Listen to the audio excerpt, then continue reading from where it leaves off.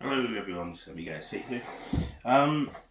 So today I've got actually the HP Reverb G2. Now if any of you have watched any of my videos, I have owned a lot of different headsets, going through like Oculus Rift S, Oculus Quest 2, the Valve Index and the HP Reverb G1. Now just going through all them, I would say that my overall favourite has been the Valve Index, and I still think that it's a very, very good headset. But if people don't want to watch a lot of this video, my take on the G2 is going to be my daily driver. So I think that kind of says in itself how much I do like it, but it's certainly not perfect. So I'm going to just run through some things like I have before, kind of like what I do and what I don't like. Now let's get on to comfort straight away. This headset for me, and it is, everyone's got different head shapes and everything like that, but for me this headset is so comfortable. It takes a lot of what the Index does well, but improves on it with the weight of it.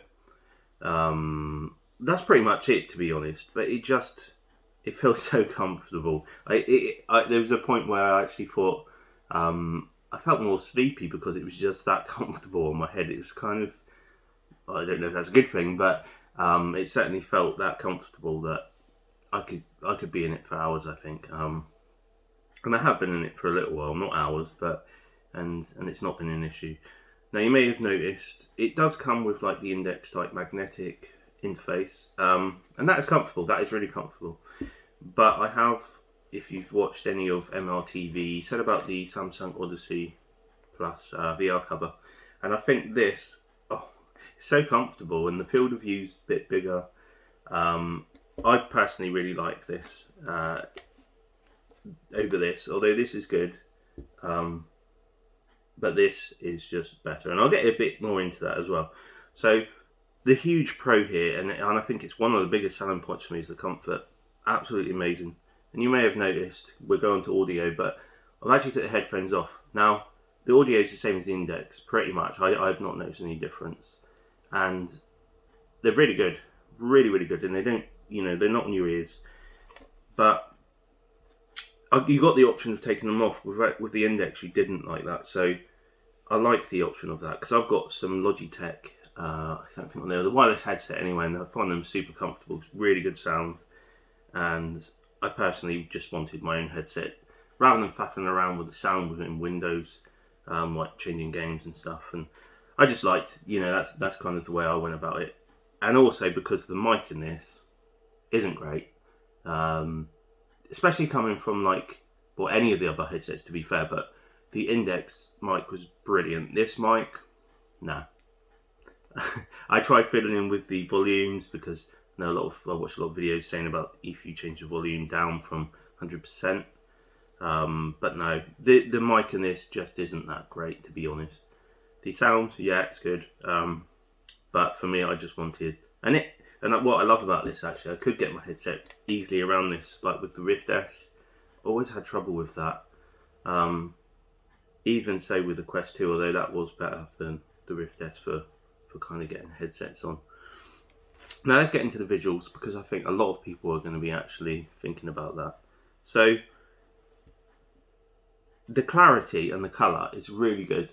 If anyone's coming from the G1, they know kind of the clarity, because it's the same resolution. So it's very, very good. Now the eye box, when I say the eye box, that's how I would describe it. It's when you're looking around, when you've got it actually in that sweet spot, but when you're looking around, it's better than the G1, 100%.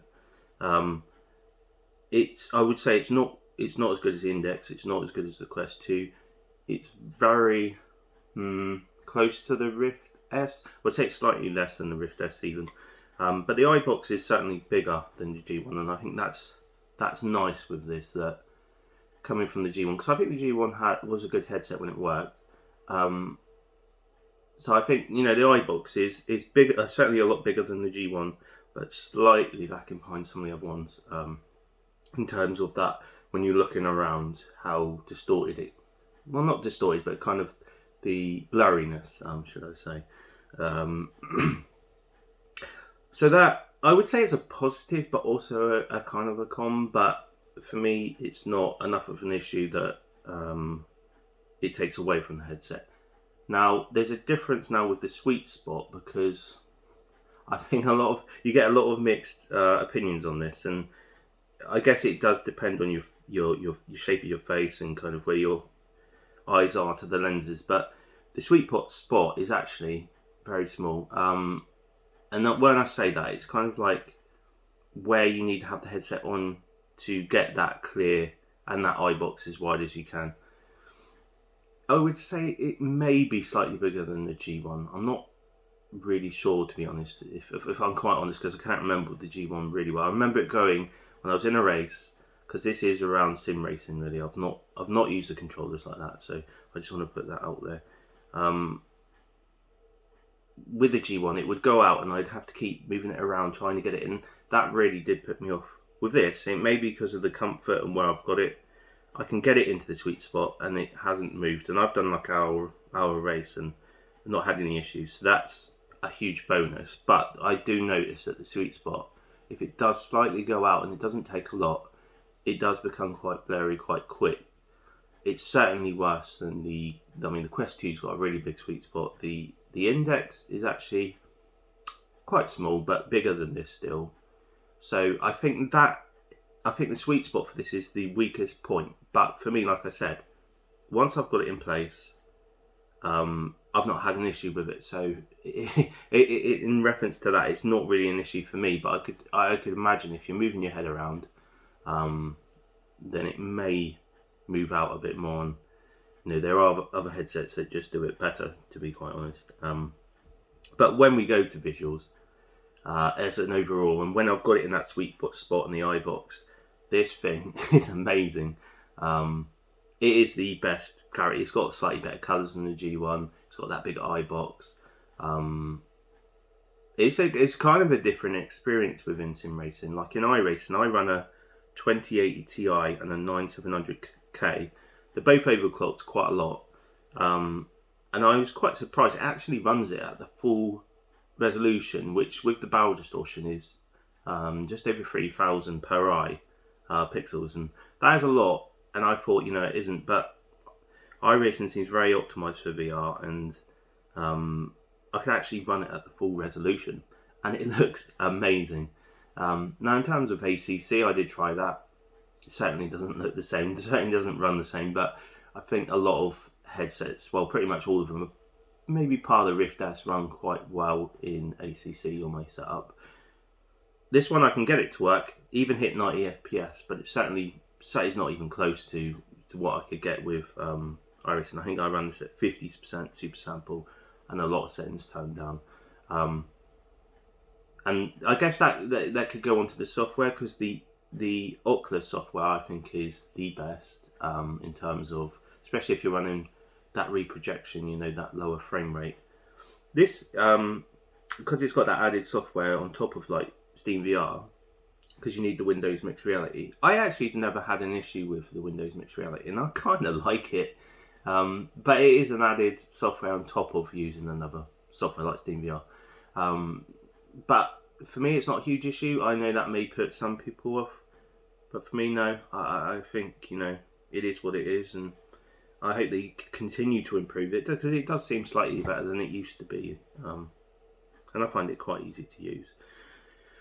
So yeah, I don't know, thinking what else is there really to talk about. So we've talked about the comfort, we've talked about the visuals, we've talked about the audio and the mic not being that great. Just my overall impression of the G2 is really good. I think they've improved over the G1 in so many ways. Oh, actually, I did forget, because of tracking, and I think that's important actually. Again, I can't go off the controllers, just the headset. I've gone in lots of different conditions, where it being quite dark, very light, and I have got a window either side of the room that I'm in, and I've not had any. It's been flawless, whereas with like the Oculus Rift S, I had a lot of issues with that, and this, and a lot of people may not have with the Rift S, but I kept coming out and saying, please do your area again, and it could completely destroy a race. I've not had that. Honestly, it's been flawless for me. So I had the same with the Quest 2, that was flawless, and the index with that kind of tracking was good. So I can, for sim racing, you know, there's nothing really for me to say anything bad. I've not noticed anything anyway. You do need a beefy machine for this. So my overall take really on this, it is, for me, the most comfortable by quite a bit. I mean, the index is comfortable, but this just takes it that step further. The picture quality is the best that I've seen with the colours. The sweet spot isn't the best, but I've managed it. The audio, the mic, yeah, the mic ain't great. The mic really isn't great. You know, you can use it, but it's not that special. Audio is actually pretty good. One of the best on the VR market if you're not using a custom headset. And yeah, the tracking seems well for me for sim racing anyway. I've heard people say about the controllers not being so great, but I've not used it, and I don't plan to really use it for that. No, so I don't think there's anything. And obviously you're going to have a beefy machine, I think, to run it. But although, actually, there is one thing, just before I stop the video, is the field of view. Now, the field of view for me hasn't been a big thing like that, and I've had the index, and it does have a bigger field of view.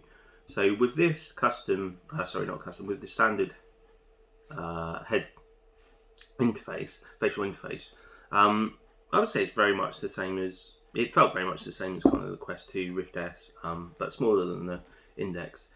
Not a huge issue for me. It is noticeable, and I think if people are quite, you know, if you've tried an index and come from something a bit smaller and you thought, no, I can't go back, then maybe this isn't a headset for you, because it's very similar. But with this actual different interface in the Samsung VR cover, it brings it that much closer, and the field of view, it feels to me like it's bigger than the Quest 2 and the Rift S now, but still, it's not on the index level, but it's certainly brought it a lot more forward. And also saying that, I did notice the eye box, you know, where I talked about where you could see the clarity, it feels a little bit bigger. Maybe that's just because my eyes are that much closer to the lenses. And that could also be said for the sweet spot, although it's still really small. I want to point that out, even when it's that close. So I think you have to get it in that right place. So for now, this certainly is it's not, you know, it's not perfect by any means. And I don't know how long it may last in terms of, you know, with the G1, HP I didn't have the best experiences with the G1, but this so far, and I want to be, you know, completely honest, I've had it for just over a week now, so it is fairly new. I have used quite a few hours on it, but it's, you know, in terms of how well it's built, it feels like it's built quite well. Yeah, so there it is for me. Take care, everyone, and, you know, thank you for watching my videos. Please subscribe, like, and yeah, take care.